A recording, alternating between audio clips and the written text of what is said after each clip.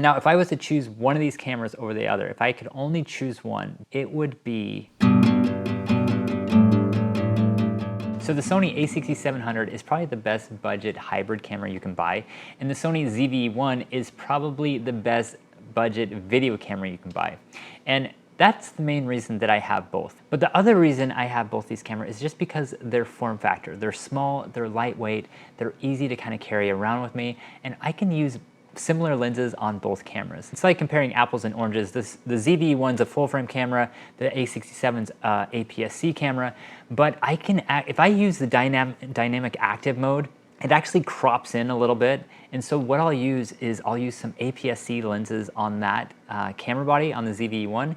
And then at times I'll use, like right now I'm shooting on the a6700, and I'm actually using the Sony 24mm 1.4. And so it's cropped in at about 35 millimeters, which I think is kind of the perfect focal length. So I love using these kind of cameras together because a lot of times I will want my full frame camera on a crop body, and sometimes I want my APS-C lenses on a full frame body, which that seems weird, but when you're shooting with dynamic active mode with the Sony ZV-E1, it's just super nice to have that stabilization, and it already crops in, so my wide lens, like my 20mm, isn't really wide enough, and so it's nice that I can use my Samyang 12mm and just put it on there. It actually becomes wider than what it would be on the Sony a6700 because it's not a 1.5 crop, it's like a 1.2 crop, and it's like the perfect lens for that camera body for any vlogging or any really wide angle shots. And it's really hard to decide between these cameras, and that's why I have both, because the Sony ZV-E1 has that awesome low light sensor. It has one of the best low light sensors in any camera you can buy. It's actually 3 stops better than the Sony a6700. So if you are in like a dark environment, you're gonna get 3 stops more of dynamic range than you'll get with the Sony a6700. And you might be wondering like why I wouldn't use a better full frame camera for like for hybrid shooting or photography, but I actually prefer the 1.5x crop. In general, I find myself more and more just using tighter focal lengths like 50 millimeters to 400 millimeters, and to have that 1.5x crop is just, it's so much nicer to be able to have that reach. I actually shoot with the Tamron 50 to 400 millimeters, which it's an awesome focal length, but sometimes if I want to do wildlife and go from like to 85 to 600, it's nice to have that crop. And then if like right now, I'm shooting on the Sony 24mm 1.4, and it seems like I'm always shooting in crop mode because I like filming videos like this at around 35 millimeters. And this gives me the 1.5 crop, so I don't really need a full frame camera sensor. Because with APS-C, like it does crop in 1.5x, but you can actually widen that by just doing panoramas. So if I want a wider field of view and I have a 50 millimeter lens, I can just shoot 4 shots and get the equivalent of like a 35 millimeter or a 24 millimeter. And I get way more megapixels. So a lot of times people will say, well, it's better to have a camera like the A7R5 because you get the best of both worlds. You get the full frame, then you get the 1.5x crop. But the problem with that is it's a heavier camera. It's not as compact as the a6700. I just prefer the a6700 in general. I think it has a better grip on it. And I like the 1.5x crop. And in the rare circumstances where I'm shooting in like a wider field of view, I can just do panoramas and stitch images together, and I don't need a wider focal length. Now, I can understand if you're doing real estate or something like that, that's where you probably don't want to stitch images together because a lot of times you're bracketing your images, and so you don't really want to bracket and stitch images together. You probably can, but it just makes the process a lot harder and more tedious. And so if you are doing real estate, I would say probably want to stick to full frame, or maybe you're just like you're a landscape photographer and you want the most dynamic range as possible. It also makes sense to shoot with a full frame camera body. But the thing is, if you're traveling a lot and if you're a landscape photographer, I think just go with APS-C. I think APS-C has been perfectly fine for my needs. And as a landscape photographer, I think that if you want to go wider, you just do panos, you get more megapixels, you get a wider focal length, and it's a whole lot lighter to carry around. So that's the main reason that I use both camera setups. I mainly shoot full frame for video because for my needs, I like the fact that I can, if I need to go really low light, like a low light environment, I can shoot with the Sony ZV-E1. If I'm doing astrophotography, I can use the ZV-E1, or I can stitch images together. And then for everything else, I can just use the Sony a6700. I think it's an awesome camera for just photography, having a really good ergonomic grip on it, and taking it around with me everywhere. To have that lightweight body is super nice. And to have just two lightweight bodies to carry around with me if I need to take two cameras, it's really nice to be able to rely on that rather than lugging around a heavier a7 IV or a Sony a7R5. And then just to carry around all those really heavy lenses can kind of be annoying at times. Now my current setup, I'm mostly shooting on either my full frame 20mm or 24mm 1.4. And then if I need anything longer, I actually shoot on my full frame Tamron 50-400, which can give me pretty much the range that I need. Those are my primary lenses. And then if I need something ultra wide, I just use the Samyang 12mm, and it's an APS-C lens. It's awesome for vlogging. It's awesome for the a6700 and the ZV-E1.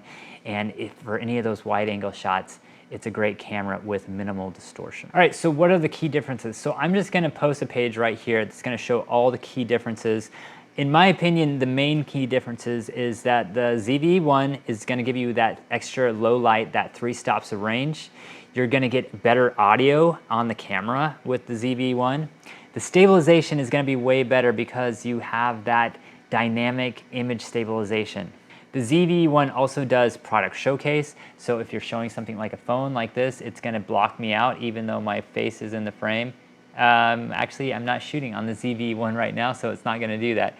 But this is the Sony a6700 that I'm filming on right now, so you're not gonna see that product showcase. You put a product up here, it will do it unless it shows my eyes, and then it's gonna focus back on my eyes. So that's another difference, and that's another reason why I like the ZV-E1. Anytime you're doing a review of a product, you can just throw it up there and it will focus on it and then back onto your eyes. Another thing with the ZV-E1 is it has defocus, so you can just push a button, and if the aperture is like at an f11, it will switch it back to 1.4, which it's kind of cool to have. I never use that. The a6700 has more megapixels. It has 26 versus 12 on the ZV-E1. The ergonomics, so you're actually gonna find a lot better ergonomics with the Sony a6700. The ZV-E1 ergonomics are more like the previous Sony a7C Mark I. Not of great ergonomics, but I just put it on like a handheld tripod anyway. I always use that lens on a tripod, so I don't find that ergonomics is a big issue for me because it's always on a tripod. Now, another key difference, if you're shooting video in 120p, you're gonna have a 1.5x crop with the Sony a6700.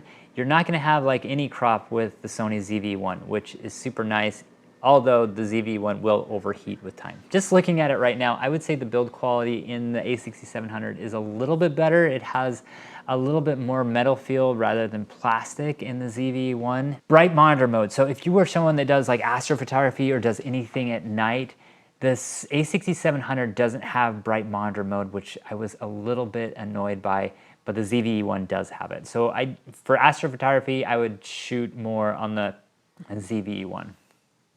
Shutter. So the ZV-E1 does not have a shutter at all. The Sony a67 has a shutter. That's a big key difference for me. Another thing is the a67 has an EVF, which after using the ZV-E1 for a long time and not having an EVF, like that was really annoying.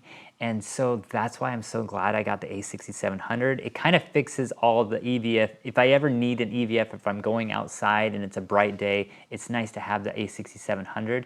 I can get by with the ZV-E1, but I prefer just having that EVF when I need it. And then the last key difference is bulb mode. So you can't do bulb mode on the ZV-E1, but you can on the a6700, which it doesn't really make sense because the bright monitor mode is on the ZV-E1, but it's not on the a6700. Similarities. So I'm gonna show all the similarities right here, but the key similarities, in my opinion, are the size. Both these cameras are just really small and lightweight. The ergonomics are different because the grip size is different. And then they both have pretty much the same autofocus as the a7R5.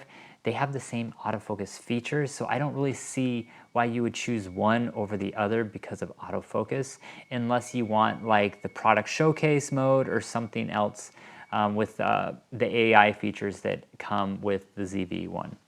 And then the last similarity is just video. Like the video specs are almost completely similar unless you're shooting in 4K 120, but the video features, you can both shoot in 10-bit, you can shoot in 60p.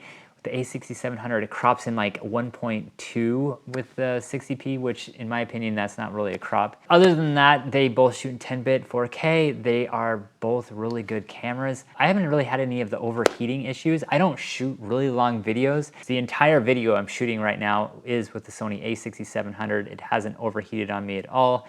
It hasn't died on me. It seems to be fine. But I mean, these are probably ideal conditions. We're at like 70 degrees right now. Now, if I was to choose one of these cameras over the other, if I could only choose one between the ZV-E1 and the Sony a67, it would be the Sony a6700. And the reason for that is because you get the same autofocus, you get the same, pretty much the same video features.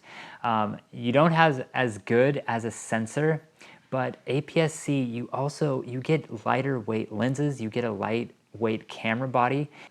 And then the big thing for me is just having the ergonomic grip and the EVF, and then the ability to have a shutter and just shoot 26 megapixels. Leave your comments below. Let me know what I didn't cover and if there's any other differences or other things that you like about one of these cameras over the other. I hope you enjoyed this video. Please like, subscribe, and I'll see you in the next one. And I hope you have a great day. Thanks.